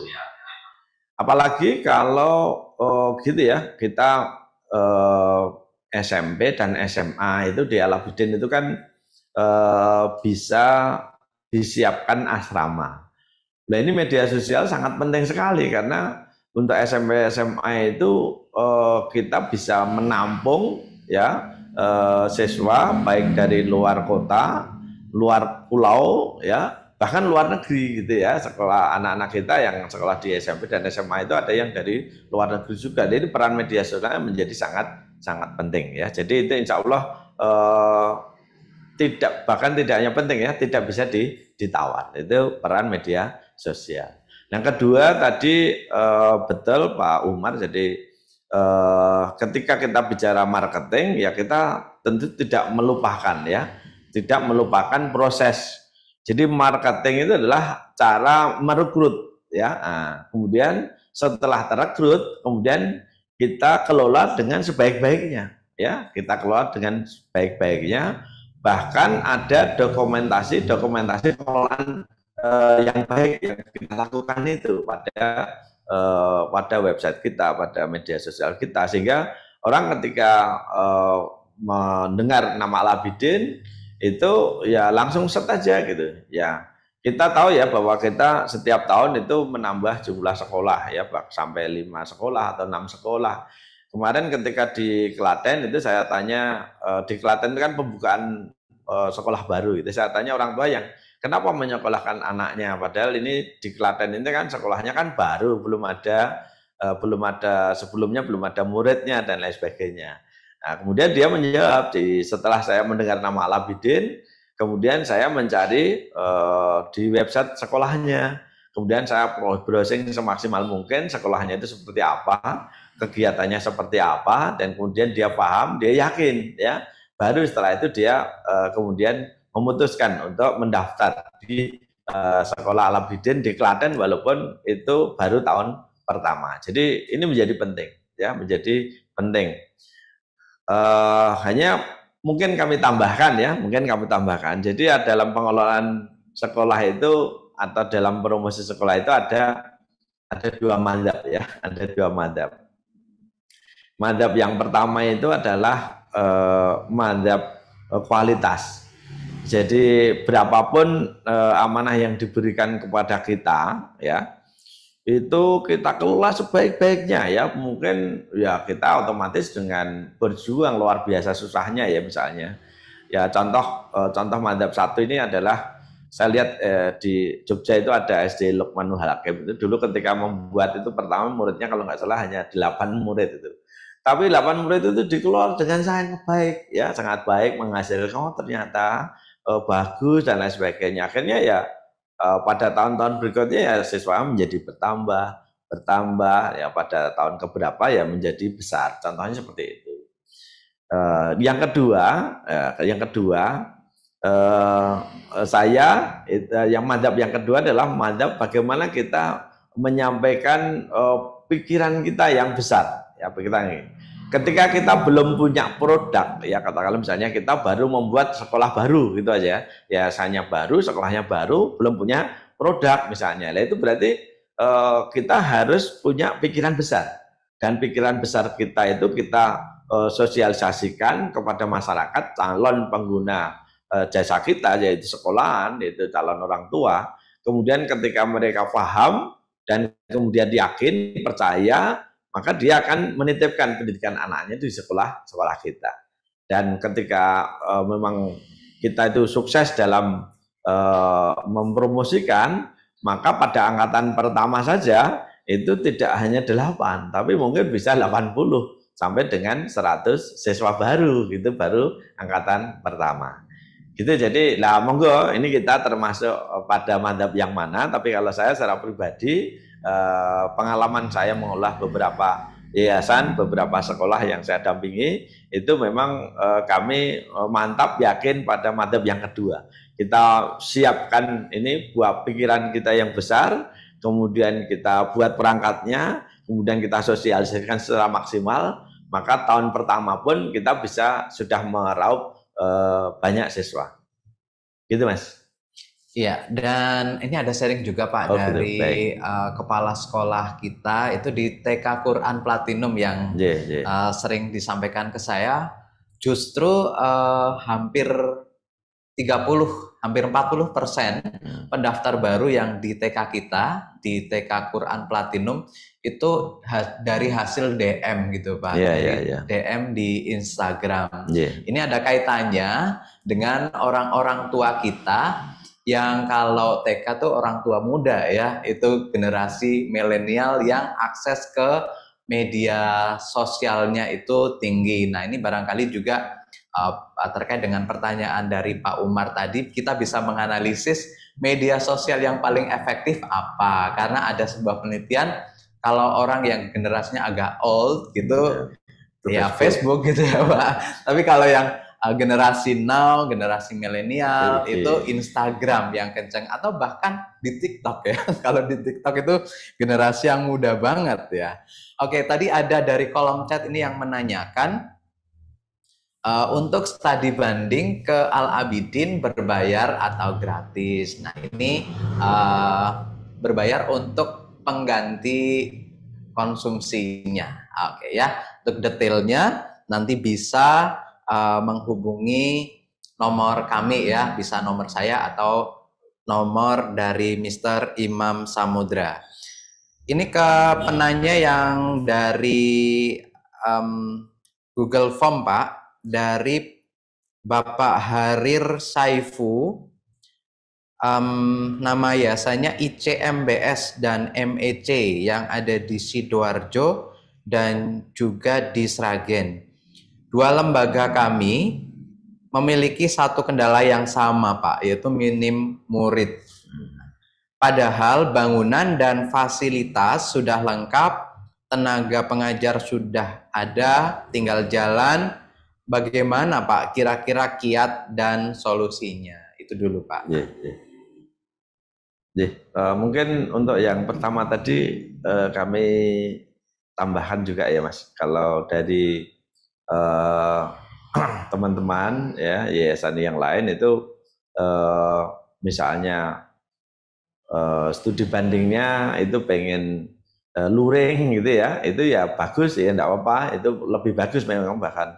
Itu cuman kan kadang-kadang kan kalau misalnya ada di Sumatera Selatan, ada di Sulawesi, itu kalau misalnya untuk bisa ketemu bertatap muka itu mungkin kan pembiayaan untuk transportasi kan lebih berat dan lain sebagainya. Itu bisa juga kita rancang studi bandingnya itu daring juga nggak apa-apa Mas. Jadi by Zoom meeting juga insya Allah nggak apa-apa, kita siap juga. Tapi kalau misalnya sambil healing sambil piknik itu kemudian bisa sampai ke Solo, itu ya itu lebih baik gitu Mas. Itu yang pertama. Terus kemudian yang kedua tadi sebenarnya materinya itu ya seperti materi sudah saya jelaskan tadi Mas. Jadi sudah komplit gitu ya. Sudah komplit. Jadi kalau lebih detailnya ini bisa aja ya Pak? Iya, studi banding aja, enggak apa-apa. Sragen deket ya ini ya. Studi banding Sidoarjo dan juga Sragen. Gitu. Jadi gitu ya Pak jawabannya Pak. Jadi sudah terangkum dari materi Bapak tadi yang sudah disampaikan oleh Pak Narto dari Ya. awal sampai dengan akhir tadi. Ya. Ada penanya dari video, Mister? Belum Kalau ada. belum ada mungkin saya tambahkan juga Oke, tidak apa-apa. baik, Pak. Jadi kalau lebih khusus lagi itu memang ini Mas. Jadi kita lihat dulu, ya kita lihat dulu produk kita atau sekolah kita itu ada nggak unggulannya, gitu ya. Jadi ada apa nggak unggulannya? Jangan-jangan sekolah kita itu juga hanya sama seperti sekolah yang lain yang tidak ada unggulan sama sekali. Nah kalau seperti itu, maka walaupun gedung sudah disiapkan, guru sudah disiapkan, ya menariknya kurang. Jadi yang pertama itu siapkan program unggulan, ya program unggulan. Tadi sudah saya jelaskan kalau Al-Abidin itu program unggulannya itu adalah ada kurikulum Cambridge. Nah, kita jelas menjadi sekolah resmi dari sekolah Cambridge yang ada di Surakarta atau di Solo, ya unggulan yang pertama itu. Jadi kalau kita bilang Cambridge gitu ada ulang masyarakat sudah tahu bahwa itu adalah kurikulum terbaik internasional yang kalau kita mengikuti sudah pasti percaya gitu ya. Percaya itu berarti kurikulum yang memang sudah diuji cobakan secara internasional, sudah dilaksanakan juga secara internasional. Jadi jelas sekali gitu ya. Dan Bapak Ibu barangkali juga ketika menghendaki misalnya, aku juga pengen punya program unggulan seperti Al-Abidin, yaitu kurikulum Cambridge, nggak apa-apa. Jadi insya Allah Al-Abidin siap menjadi mitra dari sekolah Bapak Ibu sekalian, ya. Sebagaimana beberapa sekolah yang menjadi mitra kita itu, alhamdulillah kemarin testimoninya ketika rapat itu ternyata memang animo masyarakat terhadap sekolah itu dengan adanya program unggulan, apakah Cambridge ataukah TAFID ataukah ACT itu, ini sekolah itu menjadi lebih diminati oleh masyarakat gitu. Jadi testimoni positifnya ada seperti itu.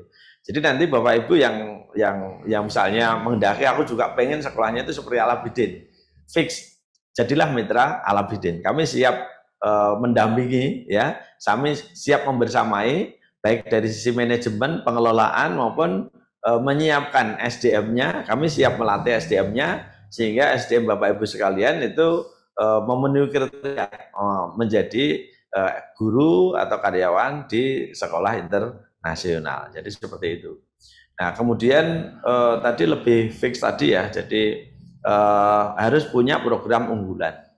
Bahkan kalau misalnya sekolah Bapak Ibu sekalian itu tidak diminati, itu unggulannya bolehlah misalnya Bapak Ibu tidak menarik SPP misalnya, jadi sekolahnya gratis sama sekali misalnya. Kemudian Bapak Ibu bertanya, apakah bisa sekolah gratis sama sekali? Bisa Bapak Ibu sekalian, ya. Karena ketika kita punya sekolah terus kemudian murid, walaupun murid kita nggak bayar, kan kita bisa mengajukan ini murid kita itu masuk ke Dapodik dan kita mendapat dana BOS, ya, dana BOP dan lain sebagainya, ya. Itu bisa juga, ya. Saya non sewu pernah juga dimintai tolong dari yayasan itu, ya, Yayasan Mujahidin, tetangga sini aja, tetangga Al-Abidin sini aja, Yayasan Mujahidin. Pada saat itu bingung, dia susah mencari murid itu ya, dan lain sebagainya. Terus jenengan maunya gimana Pak? Saya tanya gitu. Ya pokoknya saya punya murid, walau tidak bayar, iya Pak, walau tidak bayar, gitu ya. Nah, oke, kalau gitu berarti Pak jenengan memang peduli terhadap saudara kita yang pengen sekolah yang baik, ya, sekolah menjadi penghafal Al-Quran, dia stressingnya itu tahfidz gitu, dan tidak membayar tidak apa-apa. Kami siap mencarikan donatur dari yang lainnya. Yang penting anaknya mau bersekolah di kami. Ya, kemudian saya berikan saran, saya berikan nasihat, kemudian dilakukan, dia door to door. Dia silaturahim ke saudara-saudara kita itu, bahkan saudara kita dalam tanda petik yang mungkin secara ekonomi agak kurang mampu gitu, di prospek, dijelaskan, Pak besok putranya sekolah di sini aja, di sekolah ini Mujahidin, insya Allah nanti akan menjadi penghafal Al-Quran, nanti kalau putranya jadi penghafal Al-Quran kan jadi kebaikan bagi keluarga ini, bahkan Bapak Ibu nanti bisa masuk surga bersama putranya kalau anaknya menjadi penghafal Al-Quran gitu. Door to door dilakukan satu. Akhirnya dia mendapat murid 2 kelas, ya, 2 kali 30, ada 60 siswa. Nah kemudian pada berikutnya lagi bisa mendapatkan murid lebih dari 60 juga. Nah lama-lama berkembang dari murid yang tidak membayar itu tetap jalan program yang SD tidak membayar itu, kemudian dia berkembang pengen mencari murid yang mau membayar gitu deh. Ya nggak apa-apa.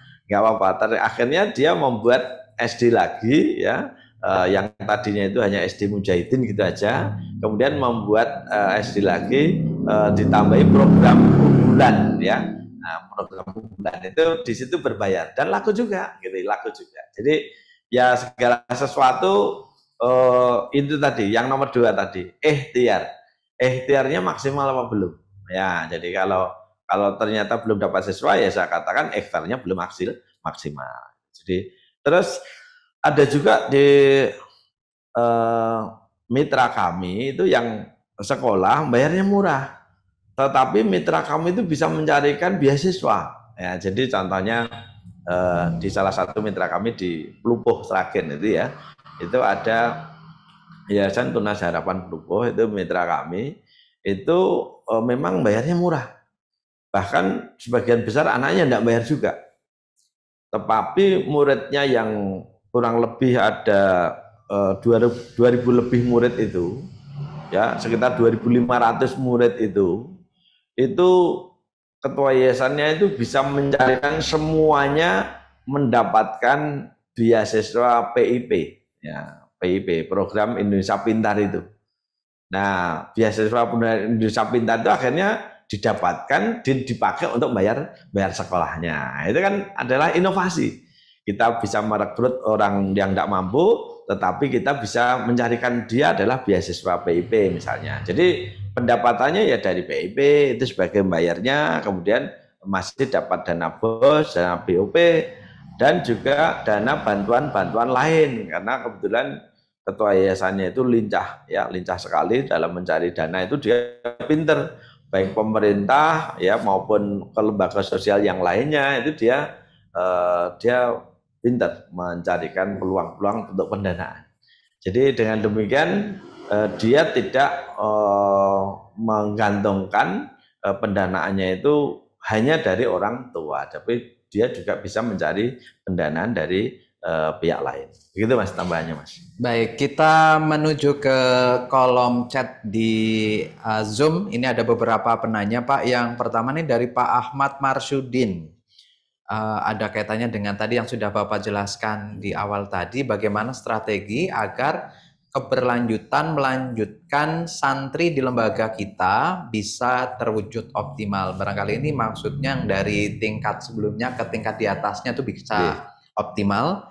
Ini satu lagi nih Pak, dari Bapak Mutijab, bagaimana cara agar menjaga siswa yang sudah inden jauh-jauh hari pas waktu mendekat deadline beralih ke sekolah lain? Ada juga ya Pak? Ya nanti akan dipaparkan oleh Pak Narno. Kemudian ini ada kaitannya sama yang terakhir disampaikan Pak Narno tadi. Bagaimana cara bermitranya Pak? Baik, ada 3 penanya Pak. Silakan Pak. Untuk yang terakhir nanti komunikasi sama Mas Hanif atau Mas Imam saja, insya Allah nanti akan mendapatkan penjelasan secara lebih khusus gitu ya. Baik. Kemudian dari Pak Marsudin, Pak Marsudin kayaknya mitra kami di Ponorogo kelihatannya. Itu monggo, caranya sebagaimana penjelasan kami tadi, itu harus ada rekayasa, harus ada harus ada cara-cara ya, orang tua siswa itu kita dekati ya, kita ajak ngomong-ngomong, kita berikan pemahaman ya, harapannya paham bahwa urgensi dari sustainable itu adalah menjadi sebuah keniscayaan atau sebuah keharusan. Jadi ketika di SD itu sudah berjalan dengan baik ya, kemudian kita menyiapkan SMP, itu tujuan kita menyiapkan SMP itu adalah supaya kebaikan-kebaikan yang sudah dilakukan di SD itu bisa dilanjutkan SMP. Dan itu menjadi tidak ada artinya ketika sekolahnya tadi di SD kita dan kemudian melanjutkan di SMP lain. Karena kita nggak tahu SMP lain itu apakah bisa melanjutkan kebaikan-kebaikan yang kita lakukan. Masalahnya kan seperti itu Mas. Nah maka yang pertama dilakukan itu pastikan bahwa kita yang merupakan lanjutan, atau misalnya di SD ya SMP, SMP itu memastikan dari sisi kualitas, dari sisi sarana prasarana dulu, gedung, bangunan dipastikan mantap gitu ya, tidak kalah sama gedung SD misalnya.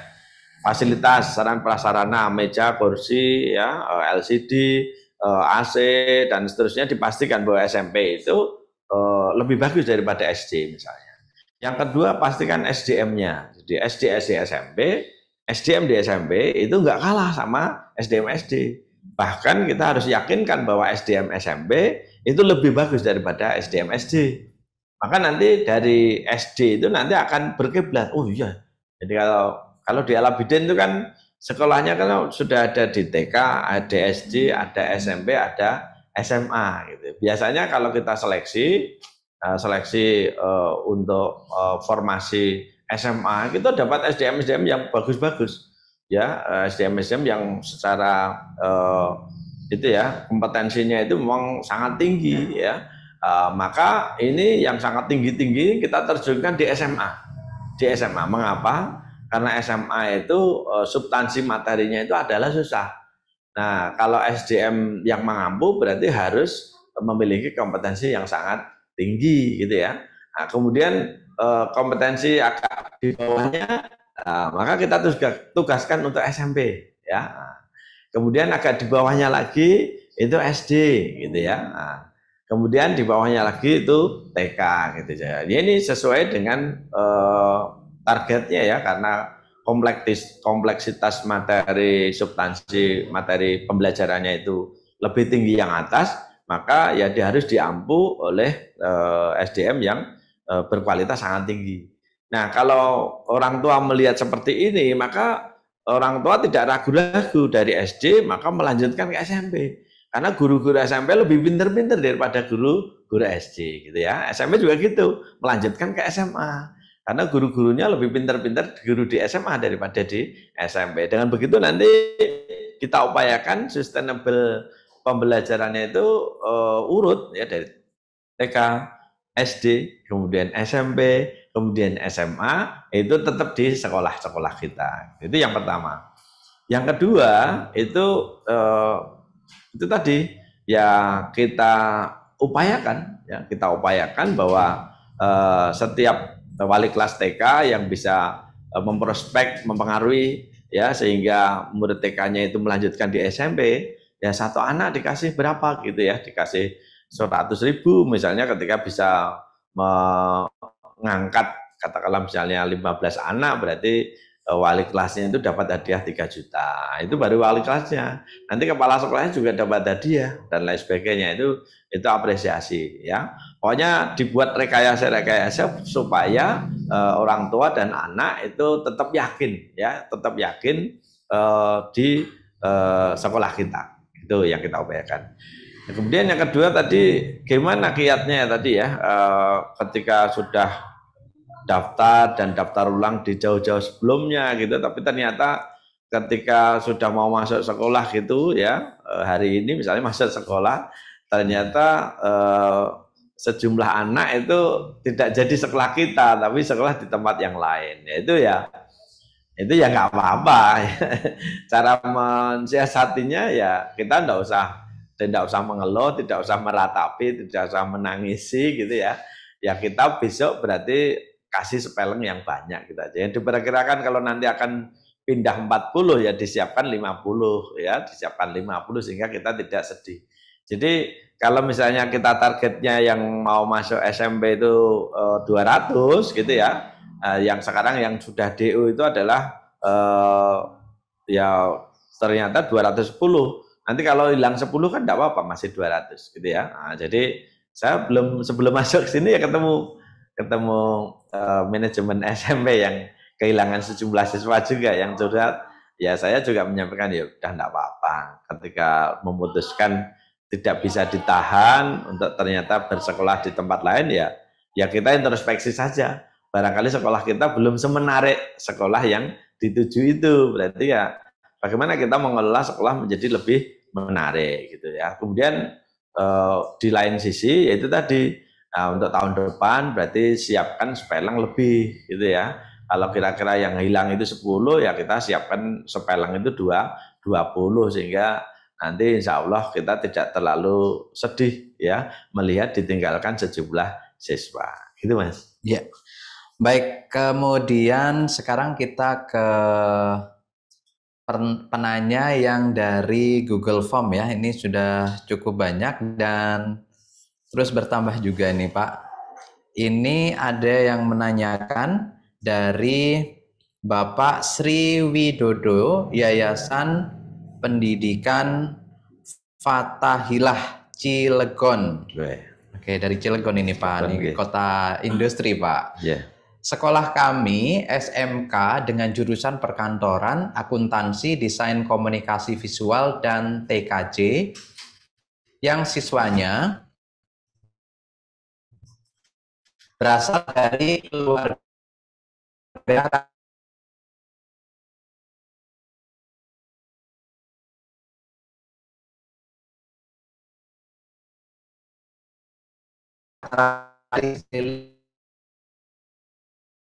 di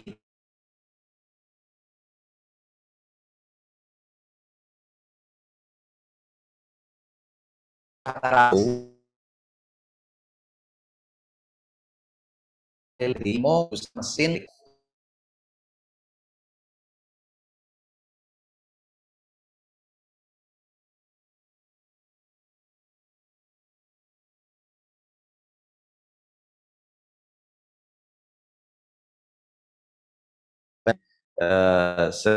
Paten ya.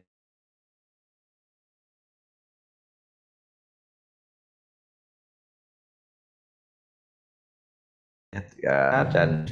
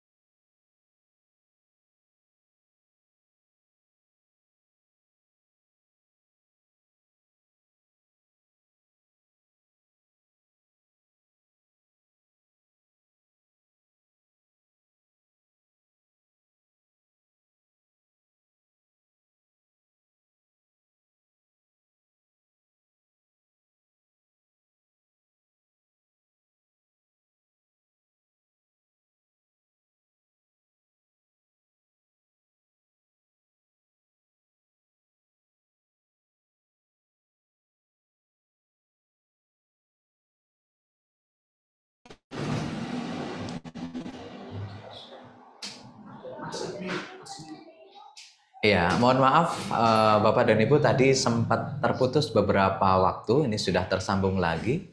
Masih melanjutkan jawaban dari penanya yang terakhir tadi Pak, yang dari Pak Sri Widodo di Cilegon tentang promosi yang efektif di SMK. Baik, jadi Pak Sri Widodo karena jenengan sudah melihat bahwa jurusan yang animonya tinggi itu adalah industri ya, mungkin pemesinan atau mungkin apa gitu ya, itu ya berarti aja Pak, Bapak mengajukan pembukaan jurusan ya. Nah, resikonya nanti juga mungkin ditambahi penutupan jurusan gitu aja. Jadi mungkin jurusan perkantoran yang sudah tidak animunya sudah tidak terlalu tinggi, cenderung ditutup aja. Tapi Bapak mengajukan penambahan jurusan pada jurusan yang diminati ya, misalnya tadi pemesinan atau manufaktur atau mungkin yang lainnya ya yang masih diminati. Gitu. Kemudian jangan lupa, jadi karena Bapak itu saingannya SMK negeri ya, Bapak juga harus bisa ini secara, kan sekolah yang bagus itu kan kriteria 3P Pak. Sekolah yang bagus itu memiliki P. Yang pertama adalah penampilan yang baik. Jadi penampilan itu harus baik. Sekolahnya ya kalau bisa ya harus semegah hotel berbintang gitu ya. Nah, fasilitasnya juga harus komplit. Jadi kalau SMK ya kalau memang membuat SMK ya pastikan Bapak punya laboratorium, ya punya laboratorium yang komplit. Kalau misalnya Bapak membuka jurusan TKR misalnya teknik kendaraan ringan, ya berarti laboratorium bengkelnya itu ya komplit. Ya mobil yang dipakai untuk praktek ya mobil-mobil yang up to date. Jangan sekarang mobil yang berkeliaran di luar itu yang baru-baru itu udah ya Innova, Ribbon, Zenith gitu, tapi Bapak misalnya di laboratorium yang tersedia itu hanya mobil kijang kotak misalnya, itu ya itu sistem pemesinannya itu berbeda jauh gitu ya. Dengan demikian nanti itu akan meyakinkan kepada masyarakat. Jadi kemudian siapkan. Terus kemudian yang kedua adalah sekolah yang baik itu punya pelayanan yang baik. Jadi kalau SMK ya pelayanan adalah bagaimana anak-anak yang belajar di Bapak itu bisa job training atau magang itu di perusahaan-perusahaan yang memang nanti berpeluang untuk bekerja di situ, dan perusahaan ini perusahaan yang bonafit gitu Pak. Ya, apalagi kalau Bapak bisa mengkoneksikan ya sejumlah siswa nanti bisa bekerja di Taiwan misalnya, sejumlah siswa nanti bisa bekerja di Cina atau di Jepang, di luar negeri, itu akan menjadi ikon bahwa SMK Bapak itu SMK unggulan ya. Nah, jadi SMK unggulan. Jadi SMK swasta tetapi nggak kalah dengan SMK negeri. Jadi memang kalau swasta kita itu pengen berdaya gitu ya, itu memang kita harus mengalahkan negeri. Dari sisi penampilan, dari sisi pelayanan yang kedua, kemudian yang P yang ketiga adalah sisi prestasi. Ya pastikan ketika ada lomba-lomba SMK, misalnya lomba keterampilan siswa atau LKS, itu juaranya adalah SMK swasta gitu ya. Contohnya di cabang dinas kami itu juga kemarin yang lomba LKS itu yang juara itu ya dari SMK swasta.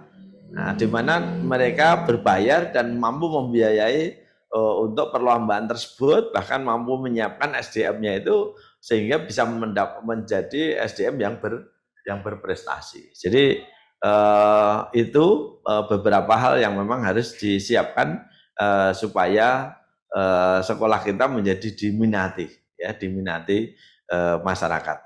Begitu barangkali. Kayak bisa dipertimbangkan ya Pak, tadi membuka jurusan baru yang sesuai dengan lingkungan yang dibutuhkan oleh lingkungan setempat.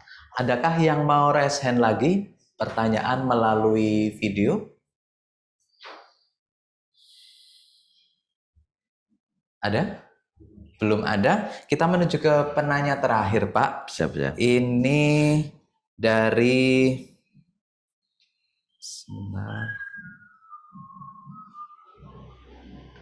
dari Kota Tangerang, Banten, di Yayasan Tunas Harapan Ilahi, Pak Denny Hendra. Pak Denny Hendra ini pertanyaannya, bagaimana membuat biaya PPDB agar bisa terlihat lebih menarik ya bagi orang tua? Apakah perlu ada diskon, potongan, atau beasiswa, atau trik lainnya? Silakan Pak. Ya, terima kasih Pak Denny ya. Jadi pembiayaan itu sesuatu yang dinamis ya, Jadi istilahnya bagaimana pembiayaan yang kita sajikan itu kompetitif ya, diminati oleh orang tua misalnya. Memang ada strategi. Kadang kita mendapatkan usulan dari unit sekolah ya. Jadi di Alabidin itu model pengelolaan yayasannya adalah sentralistik. Jadi artinya material, money ya, 3M itu dikelola oleh yayasan. Jadi kadang-kadang dari unit sekolah itu usul bahwa pembiayaan itu global aja. Jadi bayar berapa, sudah setelah itu tidak mikir gitu ya. Ya boleh, itu nggak apa-apa, itu baik-baik juga gitu ya. Itu baiknya kenapa? Karena sekolah ya ini tidak usah narik-narik lagi yang lainnya gitu. Sekali tarik bisa digunakan untuk setahun, itu boleh aja. Tetapi yang model seperti itu risikonya bahwa pembiayaan itu akan terkesan mahal karena seluruh pembiayaan dikumpulkan dan menjadi satu. Jadi, nah, tapi ada cara-cara yang lain supaya tidak terkesan mahal, karena terkesan mahal itu lama-lama mahal masuk di sini dan lain sebagainya itu. Maka harus ada kiat yang lain, bayarnya itu sedikit aja gitu ya, tapi nanti bayar lagi. Nah, yang dikembangkan Al-Abidin itu memang katakanlah misalnya uang gedung atau BPI ya, biaya pengembangan institusi. Itu aslinya biaya pengembangan institusi itu adalah 16 juta misalnya gitu ya. 16 juta itu dibayarkan sekali. Kalau dibayarkan sekali di depan itu nanti kesannya sekolah jadi mahal. Orang tua takut mau mendaftarkan ke sekolah kita gitu ya. Jadi dari 16 juta itu ya dibayar, katakanlah misalnya dibayar 3 kali saja gitu ya. Ketika masuk SMA itu sebelum masuk itu membayar 10 juta gitu ya. Nah, kemudian nanti ketika naik kelas 2 itu membayar 4 juta gitu ya. Kemudian ketika naik kelas 3 membayar 2 juta. Memang ada peluang ketika anak itu keluar di tengah perjalanan itu BPI-nya tidak terbayar lunas, tapi nggak apa-apa ya. Bahkan anak yang keluar di tengah perjalanan itu hanya sedikit, yang banyak anak itu juga akan sampai dengan lulus. Tapi minimal kan ketika dia masuk itu bayarnya kan hanya 10 juta, ya, tidak 16 juta. Itu adalah satu caranya. Terus ada juga cara yang ini ya, cara yang lainnya juga ya. Misalnya ada ini ya, TK misalnya ada TK. TK ini gimana kalau misalnya disuruh bayar SPP itu 300, TK itu terkesan keberatan, 300 keberatan dan lain sebagainya itu. Ya mungkin bayarnya 100 saja, ya 100 saja enggak apa-apa. Ya 200 itu kan untuk kegiatan, ya nanti kegiatan sesuai dengan kebutuhan. Kita mau outing kita misalnya, kita mau outing yaitu biaya outing itu belum ditanggung dari 100.000 kemarin itu. 100.000 kemarin itu hanya untuk SPP lah, biaya outing berarti nanti iuran lagi, enggak apa-apa, iuran outing 50.000 gitu kan enggak terasa gitu ya. Kemudian ini kita mau ini misalnya ke kunjungan ke objek ini ya, ke objek perpustakaan misalnya. Lah nanti untuk pembiayaan itu nanti urunan lagi gitu, enggak apa-apa ya, enggak apa-apa. Jadi sehingga orang tua terkesan bahwa bayarnya itu hanya murah, tetapi nanti setiap perjalanan dia bayar. Itu tidak semua orang tua enggak senang itu. Ada orang tua yang sejumlah orang tua yang senang model seperti itu. Jadi itu nanti akhirnya kesimpulannya tergantung daripada pengalaman yang dimiliki masing-masing yayasan atau masing-masing sekolah, Mas. Itu tentang pembiayaan dan seperti itu. Baik, demikian tadi jawaban untuk Pak Denny ya. Dan ini menjadi bagian akhir dari Sekolah Yayasan seri yang keempat Bongkar Total, cara mendapatkan ribuan siswa baru. Terima kasih Pak Narno sudah berbagi inspirasi untuk kita semua, dan Bapak Ibu yang sudah bergabung di Zoom. Terima kasih sekali. Nantikan untuk seri berikutnya Sekolah Yayasan seri yang kelima. Bapak dan Ibu ingin mengusulkan tema, kami silakan ya. Barangkali tema-tema itu sedang sangat dibutuhkan oleh Bapak Ibu sekarang ini. Nanti berdasarkan masukan-masukan dari Bapak dan Ibu bisa melalui di nomor saya atau nomor Mr. Sam, bisa ya mengusulkan tema. Bapak dan Ibu, ada tadi yang bertanya menginginkan sertifikat by request ya Bapak dan Ibu, karena ada yang lebih memerlukan ilmunya dan prakteknya. Tapi Bapak dan Ibu yang menginginkan sertifikat nanti bisa japri ke nomor saya atau Mr. Sam.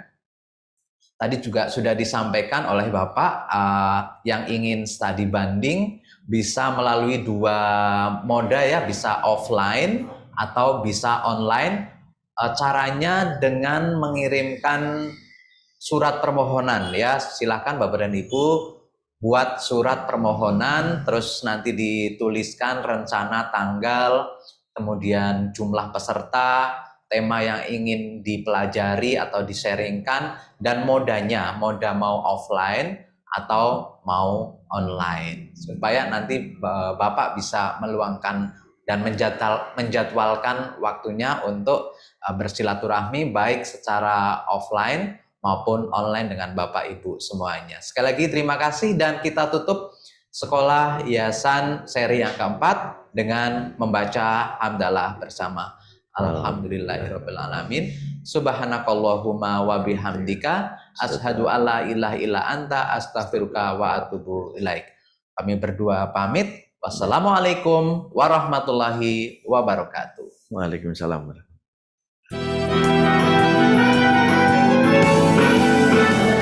Menginspirasi dunia, bentangkan sayap di seluruh Nusantara. Kalau temanya habis ya. Wujudkan mimpi, terus melejit di saat nan sulit. Kami bekerja tanpa rasa lelah, mengerang untuk menjadi mutiara. Kami terus berlari mengejar mimpi untuk menjadi lebih berarti. Majulah al-abidinku, ukirlah masa depan, berlomba tebar kebaikan, ridho Allah sebagai tujuan. Al-abidinku tak lekang oleh masa, bersama mencetak putra-putri bangsa.